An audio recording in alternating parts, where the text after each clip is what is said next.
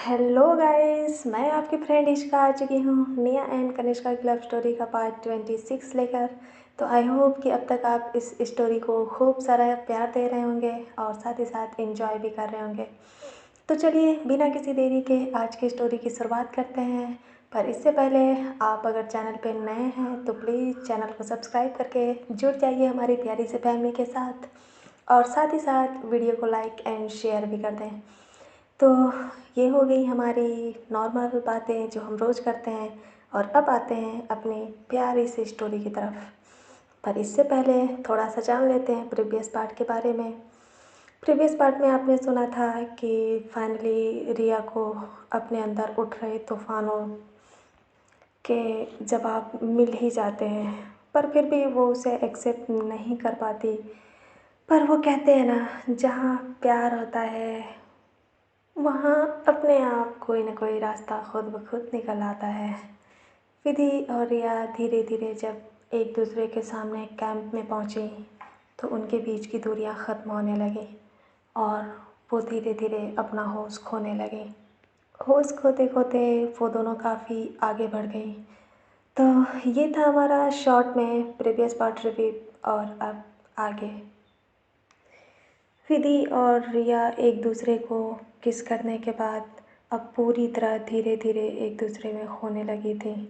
उनके बीच आ रहे उनके जिस्म पर हल्के मुलायम कपड़े धीरे धीरे अब बिस्तर के एक दूसरे कोने में कहीं पड़े हुए दिखने लगे। अब उन दोनों के बीच ऊपर से लेकर नीचे तक एक तिनके तक का भी फासला नहीं था। रिया ने जब खुद को ऐसी हालत में देखा तो उसके चेहरे पर एक अजीब सा एक्सप्रेशन छाने लगा। धीरे धीरे रिया शर्माने लगी और वो शर्माने के लिए अपने आप को छुपाते हुए विधि के सीने से लग गई और पूरी तरह उसके बाहों में खुद को समेट लिया। विधि ने जब रिया की ये हालत देखी तो उसके चेहरे पर एक प्यारी सी मुस्कान आ गई और वो मुस्कुराते हुए धीरे से अपना सर घुमाकर इधर उधर देखने लगी। उसे अपने पास उस रखे चादर पर उसकी नज़र गई तो उसने उसे उठाया और अपने और विधि के ऊपर हल्के से लपेट लिया। रिया को जब ये महसूस हुआ कि विधि ने उसके ऊपर चादर डाली है तो उसे फाइनली थोड़ा सा रिलीफ महसूस हुआ और अब थोड़ा वो सहज हो गई। विधि अब भी प्यार भरी नज़रों से बिना पलक झपकाए हुए एकटक रिया को देखे जा रही थी। वो अपनी नज़रें इधर उधर करना भी पूरी तरह भूल गई थी। रिया विधि को अपनी तरफ ऐसे देखते हुए देखकर शर्माने लगी और उसने अपना मुंह विधि के सीने में छुपा लिया। रिया की ऐसी हालत देखकर विधि के चेहरे की मुस्कान और बड़ी हो गई। उसने धीरे से अपने हाथों को उठाया और विधि के चेहरे को पकड़कर अपनी तरफ किया। अब रिया और विधि एक दूसरे की आंखों में देख रही थी। उनके बीच किसी भी चीज़ का कोई फासला नहीं था, पर इसके बावजूद भी उन दोनों की नज़रें एक दूसरे के चेहरे पर थी, या यूँ कह लें कि वो दोनों एक दूसरे की आंखों में पूरी तरह खोई हुई थी। अचानक विधि के दिल में एक फिर से कई सारी भावनाओं का सैलाब उठने लगा और उसकी सांसें बहुत तेज़ होने लगीं। उसे अब विधि की नज़रों में देखा नहीं जा रहा था और बेकाबू होकर के वो विधि से नज़रें चुराते हुए विधि की तरफ पीठ करके घूम गई। विधि ने ये बड़े ही ध्यान से देखा। रिया जैसे ही विधि की तरफ पीट करके घूमी, उनके बीच थोड़ा सा गैप हो गया। ये देख करके विधि को अच्छा नहीं लगा, पर उसके चेहरे की मुस्कुराहट अभी भी बरकरार थी, या यूँ कह लें कि विधि रिया से एक सेकंड भी अलग नहीं होना चाहती थी।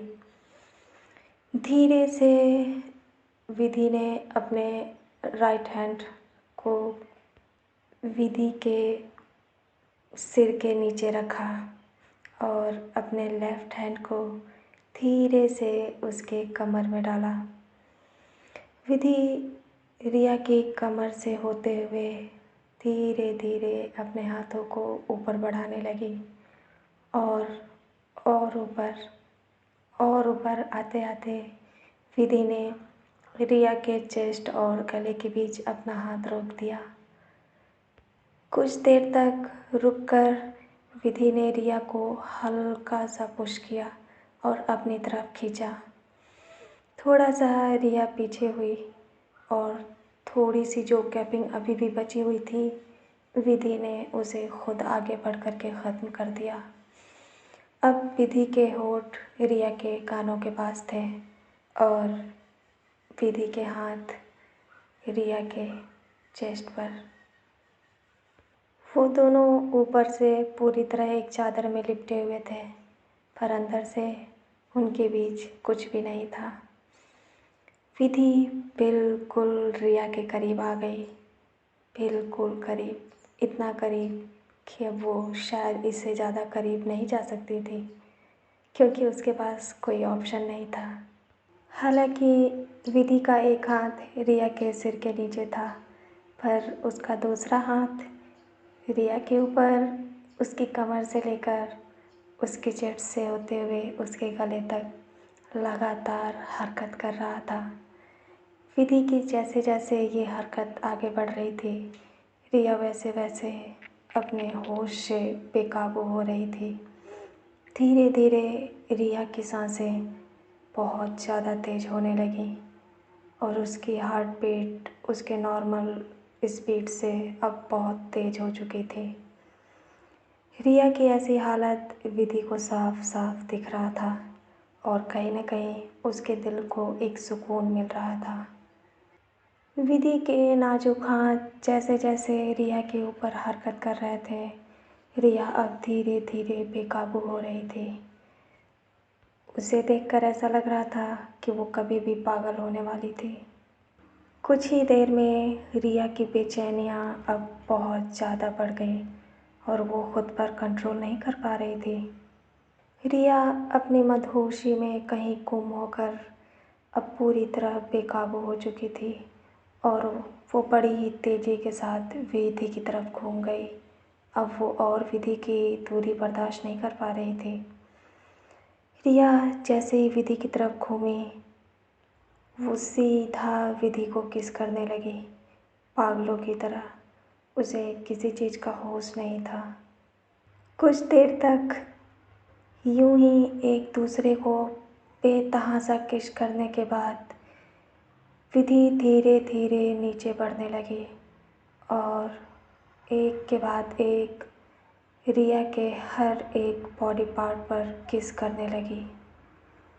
विधि जैसे जैसे रिया के गले पे किस करते हुए नीचे बढ़ रही थी, वैसे वैसे रिया बेकाबू हो रही थी। इस दौरान उसके हाथ विधि के पीठ पर थे और वो लगातार अपने हाथों को इधर से उधर मसल रही थी। उसे इस बात का एहसास भी नहीं था कि वो इतना मदहोश हो चुकी है कि न जाने कितने अनगिनत चोटें विधि के पीठ पर उसके नाखूनों से लग चुका है। विधि भी इस समय पूरी तरह रिया को प्यार करने में खोई हुई थी और उसे भी इस बात का एहसास भी नहीं था कि रिया के नाखूनों से उसके पीठ पर कितनी सारी चोटें हो चुकी हैं। उन्हें ऐसा लग रहा था कि जैसे किसी दर्द का होश ही नहीं था। उनके अंदर बस एक ही फीलिंग्स थी और जिसमें वो पूरी तरह खो चुकी थी।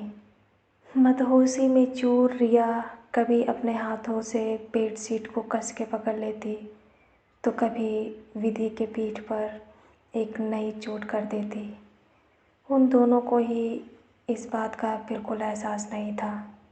रिया जितनी बार भी विधि के पीठ पर अपनी उंगलियों को कस रही थी, उतनी बार ही एक नया जख्म छोड़ देती। उसकी आधी खुली आँखें इस बात का सबूत थी कि वो इस वक्त बिल्कुल अपने होश में नहीं है।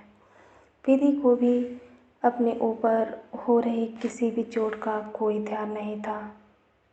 वो रिया को अब भी पागलों की तरह प्यार किए जा रही थी और जिसकी वजह से रिया भी अब पूरी तरह बेकाबू हो चुकी थी। जितनी तेज़ी से रिया के हाथ बेकाबू हो रहे थे, उतनी तेज़ी से उसके पैर भी इधर से उधर बेडशीट पर बार बार रगड़ रहे थे। रिया की अब पूरी बॉडी में एक अजीब सी ऐंठन हो रही थी और उसे देखकर साफ पता चल रहा था कि वो अपने अंदर उठ रही इस प्यारी सी फीलिंग से किस तरह से कहीं खो सी गई है। वो दोनों ही एक दूसरे के बिल्कुल करीब थे। उन दोनों को इस बात का एहसास ही नहीं हुआ कि कब पागलों की तरह एक दूसरे को प्यार करते करते घंटों बीत गए और देखते ही देखते रात के 2 बज गए। पूरी तरह एक दूसरे को अपना बना लेने के बाद वो दोनों थक हार कर वैसे ही सो गईं। हालांकि वो दोनों इस समय बेसुध होकर सो रही थी, पर उसके बावजूद भी वो दोनों गहरी नींद में होने के बावजूद भी वो दोनों एक दूसरे से ऐसे चिपकी हुई थी जैसे वो दोनों 2 जिस्म नहीं, एक ही जिस्म हो। एक दूसरे की बाहों में लिपटी हुई वो दोनों बड़े ही सुकून से सो रही थी। उधर कनिष्का की बाहों में नेहा कपूर भी बहुत ही सहज तरीके से सो रही थी और इस वक्त उसके चेहरे पर भी एक अलग ही सुकून था। कनिष्का ने भी नेहा को पूरी तरह अपने बाहों में जकड़ रखा था और उसका हाथ नेहा की पीठ पर था। हालांकि नेहा पूरी तरह गहरी नींद में सो रही थी, पर कनिष्का अब भी अपनी खुली आँखों से कुछ सोच रही थी। उसे देखकर ऐसा लग रहा था कि जैसे वो कहीं दूर देख रही हो और उसकी आँखों में एक अजीब सा खालीपन था। कनिष्का बिना पलके झपकाए अपने किसी गहरे ख्यालों में खोई हुई थी और उसके चेहरे को देखकर ऐसा लग रहा था कि जैसे ये अंदाज़ा लगा पाना बहुत मुश्किल है कि आखिर उसके दिमाग में इस वक्त क्या चल रहा था। कनिष्का के चेहरे पर इस समय कोई भी भाव नहीं थे और न ही उसकी आंखों में कुछ दिख रहा था। बस थी तो बस एक गहराई और रहस्यमयी समंदर सी गहरी उसकी आंखें अभी भी कहीं दूर देख रही थीं। तभी निया ने छोटी सी हरकत की और वो नींद में ही थोड़ा सा इधर उधर हुई। खुद को एडजस्ट करते हुए एक बार फिर से वो कनिष्का के सीने से चिपक गई। उसके चेहरे पर इस समय एक बहुत ही प्यारी सी मासूमियत थी और इस वक्त निया एक छोटे से मासूम बच्चे की तरह लग रही थी। निया ने अपने नाजुक हाथों से कनिष्का के शर्ट के एक हिस्से को किसी छोटे से बच्चे की तरह पकड़ रखा था। उसकी पकड़ बहुत ही हल्की थी, पर फिर भी इतनी हल्की नहीं कि वो नींद में होने की वजह से छूट जाए। निया की इस हरकत की वजह से कनिष्का की बिना एक्सप्रेशन भरी आंखें अचानक नीचे झुकी और उसकी नज़र निया के मासूम से चेहरे पर पड़ी। जब कनिष्का ने निया के चेहरे को देखा तो अब भी उसके चेहरे के भाव वैसे के वैसे ही थे, पर वो बड़े ही ध्यान से निया को ऐसे ही देखे जा रही थी। निया को एकटक देखते हुए कनिष्का के दिमाग में अचानक सा एक ख्याल आया। ये वही पल था जब कनिष्का ने निया से पूछा था, निया, क्या तुम मुझसे कुछ और कहना चाहती हो? रात के 2 बजे जहाँ लोग सुकून से सो रहे थे, वहाँ भला कनिष्का के दिमाग में ऐसे सवाल क्यों चल रहे थे? क्या कुछ ऐसा था जो सिर्फ़ और सिर्फ़ उसी को पता था? पर क्या? जहाँ एक तरफ निया अपने आप को पूरी तरह कनिष्का की बाहों में सौंप चुकी थी, कनिष्का अब भी कहीं खोई हुई थी। कहने को वो दोनों एक दूसरे के बिल्कुल करीब थे, निया पूरी तरह कनिष्का की बाहों में थी, पर इसके बावजूद भी उनके बीच एक अजीब सी दूरी थी। धीरे धीरे घड़ी की सुइयां बढ़ती गईं और देखते ही देखते ये रात गुजर गई। करीब सुबह के 5:30 बजे विधि अचानक सा थोड़ी हरकत में आ गई। धीरे धीरे उसकी आंखें खुल रही थीं। विधि की जब आंखें धीरे धीरे पूरी तरह खुल गईं तो उसकी नज़र रिया पर गई। रिया अब भी उसकी बाहों में ही गहरी नींद में सोई हुई थी। विधि ने जैसे ही उसके चेहरे को देखा तो वो काफ़ी अच्छा फील करने लगी। कुछ देर तक विधि ऐसे ही रिया को एकटक देखती रही। ऐसे ही जी भर कर देखने के बाद विधि को रियलाइज हुआ कि वो किस हालत में है और रिया भी उसी हालत में है। विधि ने धीरे धीरे बड़ी ही सावधानी के साथ अपने आप को रिया से थोड़ा सा दूर किया और वो उसकी चादर से बाहर निकली। उसने अपने कपड़े पहने और ख़ुद के कपड़े पहनने के बाद उसने बड़ी ही सावधानी से रिया को भी उसके एक एक करके सारे कपड़े पहनाए।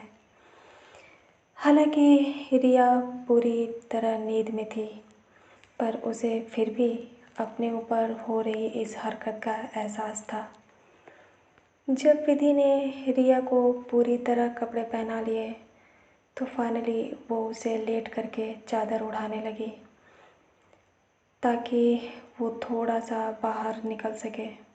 नॉर्मली विधि इतनी जल्दी नहीं उठती थी, पर आज न जाने क्यों उसकी आंख जल्दी खुल गई। रिया अब बिल्कुल बाहर जाने के लिए रेडी थी और वो धीरे से विधि से रिया से दूर होने की कोशिश करते हुए पीछे हटने लगी, पर तभी अचानक रिया ने उसका हाथ पकड़ लिया और उसने बड़े ही प्यार से अपनी बंद आँखों से कहा, गुड मॉर्निंग। रिया ने जब ये सुना तो उसको फाइनली ये एहसास हुआ कि शायद वो अभी भी जग रही है। विधि धीरे से झुकी और सोते हुए रिया के पास आ गई। उसने रिया के बालों को सही किया और उसके माथे पर बड़े ही प्यार से किस करते हुए कहा, गुड मॉर्निंग। विधि की यह हरकत रिया बहुत ज़्यादा एंजॉय कर रही थी। उसे काफ़ी अच्छा फील हो रहा था। तभी विधि ने धीरे से कहा, अभी टाइम है, तुम थोड़ा और सो लो, मैं तब तक बाहर से टहल कर आती हूँ। रिया ने जैसे ही विधि की बात सुनी तो वो उससे खुश नहीं लग रही थी और उसने फिर से अपनी ही मासूमियत में कहा, नहीं, अभी नहीं। ये कहकर रिया ने अपने दोनों हाथ फैला दिए। उसे देखकर ऐसा लग रहा था कि कोई छोटा सा बच्चा रिक्वेस्ट कर रहा हो, प्लीज़ मुझे अपनी गोद में ले लो। ये देखकर विधि को काफ़ी रिया पे प्यार आने लगा और उसने झट से उसे गले से लगा लिया और बिना किसी देरी के वो चुपचाप विधि से फिर एक बार लग करके सो गई। रिया की आंखें अब भी बंद थी और विधि बड़े ही ध्यान से रिया को देख रही थी। उसका हाथ रिया के सर पे था जो हल्का हल्का उसे सहला रहा था। ये दोनों दुनिया के सबसे प्यारे क्यूट कपल्स लग रहे थे। ऐसा लग रहा था कि जैसे एक खूबसूरत टाइम बिताने के बाद उनकी जिस्म ही नहीं, उनकी रूह भी एक हो चुकी थी। यही तो प्यार है, जब सच्चा प्यार अपने पार्टनर के साथ एक स्पेशल मोमेंट स्पेंड करता है तो उसके दिल का प्यार और भी गहरा हो जाता है। विधि अब बाहर नहीं जाना चाहती थी और उसने इस ख्याल को छोड़ दिया, पर उधर कनिष्का अब भी अपनी उसी पोजीशन में रात भर जगती रही। उसे देख कर के ये समझ नहीं आ रहा था कि आखिर वो कौन से तूफ़ान से लड़ रही थी जो उसकी आँखों में एक सेकंड के लिए भी नींद नहीं आई। जब उसने टाइम देखा कि सुबह के 5:30 बज गए हैं, तो उसने बड़ी ही सावधानी से धीरे से निया को खुद से दूर किया। निया जैसे ही खुद से दूर हुई, कनिष्का ने उसे चादर ओढ़ा दी और धीरे से कैंप से निकलकर बाहर आ गई। जैसे ही वो बाहर आई तो उसने एक अंगड़ाई ली और धीरे से वहाँ के शांत और खाली माहौल में निश्चिंत होकर के घूमने लगी। ठंडी ठंडी हवाएं उसके चेहरे पर पड़ रही थी और इस वक्त उसके मन को काफ़ी अच्छा फील हो रहा था। वो इधर उधर नज़रें घुमा करके देखने लगी। थोड़ी देर टहलने के बाद उसकी नज़र कुछ दूर एक ग्रुप पर गई तो अचानक उसके माथे पर सिलवटें आ गईं। उस ग्रुप के मेंबर्स जग रहे थे और अजीब बात ये थी कि उस मेंबर में सारे के सारे लड़के थे और लड़कों में भी उनकी एज करीब 30 से 35 साल के बीच में थी, या यूँ कह लें कि वो लड़के नहीं, आदमियों का ग्रुप था। वो ग्रुप काफ़ी सीरियस लग रहा था। जहाँ दूर दूर तक सभी लोग बिना किसी चिंता और फिक्र के सो रहे थे, वहीं वो ग्रुप आखिर इतनी जल्दी कैसे जग रहा था। और वो भी सारे के सारे मेंबर, करीब 7 से 8 लोग एक दूसरे के आसपास बैठे हुए थे। और अजीब बात तो ये थी कि इतना सुबह का टाइमिंग होते हुए भी वो ड्रिंक कर रहे थे। इसका मतलब ये था कि वो लोग सोए नहीं थे, या फिर वो रात में काफ़ी लेट से आए थे और उसके बाद वो लगातार जग रहे थे। पर पूरी रात जग कर उन्होंने किया क्या? फिलहाल वहाँ कुछ भी दूर दूर तक गड़बड़ नहीं दिख रहा था। कनिष्का ने एक नज़र उन्हें देखने के बाद फिर से अपनी नज़रें हटा ली और चुपचाप वो फ्रेश होने के लिए पब्लिक वॉशरूम की तरफ गई। करीब 20 मिनट बाद वो रेडी होकर के बाहर आ गई। सबसे पहले कनिष्का ही रेडी होने वाली थी। आज उसने light sky blue jogging suit पहना हुआ था और उसके हेयर पोनीटेल में बंधे हुए थे। साइड से 2-4 लटें बाहर निकली हुई थी, जो ज़्यादा बड़ी नहीं थी, हल्की हल्की हवा में उड़ रही थी। उसकी खूबसूरत गहरी छोटी छोटी आँखें अपने अगल बगल के एनवायरनमेंट को देख रही थी। उसके तीखे होठ और उसके चेहरे पर एक गंभीरता हमेशा की तरह बरकरार थी। वो धीरे धीरे इधर उधर टहल रही थी। उसे देखकर ऐसा लग रहा था कि वो जल्दी से अपना टाइम काटना चाह रही थी। सुबह की हल्की हल्की रोशनी में भी उसका चेहरा किसी पूर्णिमा की चांद की तरह चमक रहा था। वो रात भर जगी हुई थी, पर इसके बावजूद भी उसकी आंखों के नीचे किसी भी प्रकार की कोई भी शिकन नहीं थी। कुछ देर तक वहीं कैंप के बाहर टहलने के बाद कनिष्का ग्राउंड की तरफ बढ़ गई और वो अपने कैंप और उस ग्रुप से काफ़ी दूर आ गई। जब उस ग्रुप के लोगों ने कनिष्का को वहाँ से जाते हुए देखा तो उनके हाव भाव कुछ बदले बदले से लगने लगे। ऐसा लग रहा था कि जैसे वो कनिष्का के जाने का ही इंतज़ार कर रहे थे। हालांकि अभी उनके इरादों का खुलासा नहीं हुआ था, पर उन्हें देखकर कोई पॉजिटिव वाइब्स भी नहीं आ रही थी। उनमें से ही ग्रुप के एक मेंबर ने अपने हाथ की कलाई उठाते हुए टाइमिंग देखा और टाइमिंग देखने के बाद उसने अपनी आंखों से ही अपने सामने बैठे एक आदमी की तरफ इशारा किया। शायद वो उनका लीडर था।